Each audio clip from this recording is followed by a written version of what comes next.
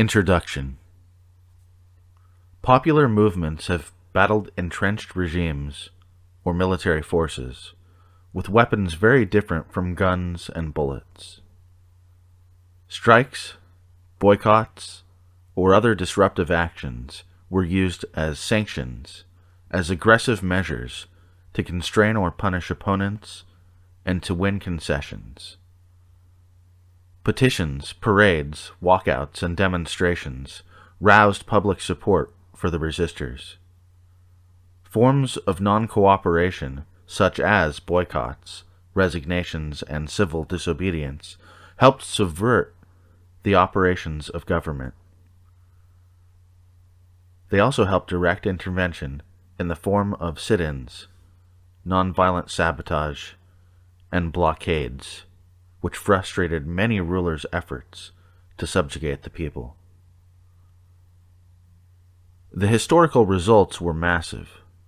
Tyrants were toppled, governments were overthrown, occupying armies were impeded, and political systems that withheld human rights were shattered.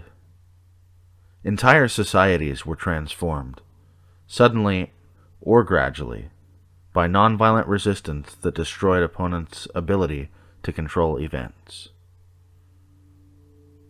In South Africa, in 1907, Mohandas Gandhi led Indian immigrants in a nonviolent fight for rights denied them by white rulers. The power that Gandhi pioneered has been used by underdogs on every continent and in every decade of the 20th century to fight for their rights and their freedom. In the 1960s, Gandhi's nonviolent weapons were taken up by black college students in Nashville, Tennessee. Disciplined and strictly nonviolent, they successfully desegregated Nashville's downtown lunch counters in 5 months, becoming a model for the entire civil rights movement. In India in the 1930s, after Gandhi had returned from South Africa, he and his followers adopted a strategy of refusing to cooperate with British rule. Through civil disobedience and boycotts, they successfully loosened their oppressors' grip and set India on the path to freedom. In 1985, a young South African named Shelley Jack led a movement against the legalized discrimination known as apartheid. Their campaign of nonviolent mass action, most notably a devastating consumer boycott in Eastern Cape Province, it awakened whites to black grievances and fatally weakened business support for apartheid. In April 1940, German military forces invaded Denmark. Danish leaders adopted a strategy of resistance disguised as collaboration, undermining German objectives by negotiating, delaying, and obstructing Nazi demands. Underground resistance organized sabotage and strikes, and rescued all but a handful of Denmark's 7,000 Jews. In 1980, striking workers in Poland demanded independent unions, using their leverage to negotiate unprecedented rights in a system where there was no power separate from the Communist Party. They created a union, Solidarity.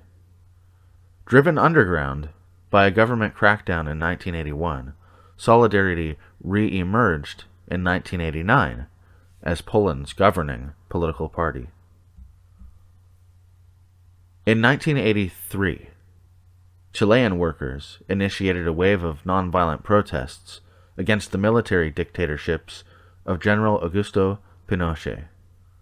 Severe repression failed to stop the protests, and violent opposition failed to dislodge the dictatorship until the democratic opposition organized to defeat Pinochet in a 1988 referendum.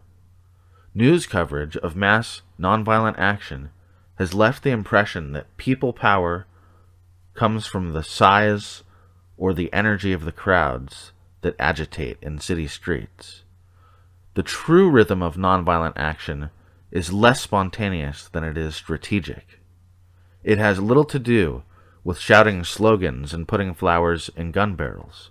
It has everything to do with separating governments from their means of control.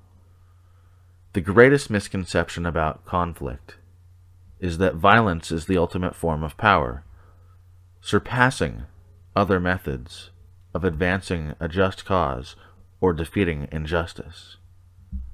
But Indians, Danes, Poles, South Africans, Chileans, African Americans, and many others have proved